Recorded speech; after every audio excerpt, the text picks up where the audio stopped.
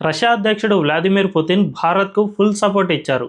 ఇకపై మన దేశానికి ఎక్కడ నష్టం వస్తే అక్కడ భర్తీ చేయడానికి సంసిద్ధత వ్యక్తం చేశారు. రీసెంట్గా ట్రంప్ విదేశీ సినిమాపై 100% టారిఫ్ విధించాడు. ఇది మన ఇండియన్ సినిమాలకు భారీ నష్టాన్ని కలిగించనుంది. అందుకే ఆ లోటును భర్తీ చేసేందుకు పుతిన్ ముందుకు వచ్చారు. ఇకపై ఇండియన్ సినిమాలను ప్లే చేసేందుకు ఏకంగా ఒక ఛానల్నే క్రియేట్ చేస్తామని చెప్పారు. రష్యాలో భారత సినిమాలకు చాలా క్రేజ్ ఉందని, తమ దేశ ప్రజలకు భారత్ సినిమాలను చూసేందుకు అమితంగా ఇష్టపడుతున్నారని చెప్పారు. అందుకే తాను తమ దేశంలో భారత సినిమాల కోసం ఓ ఛానల్ను క్రియేట్ చేసి అందులో నిరంతరం ఇండియన్ కంటెంట్ను మాత్రమే ప్లే చేస్తామని చెప్పారు.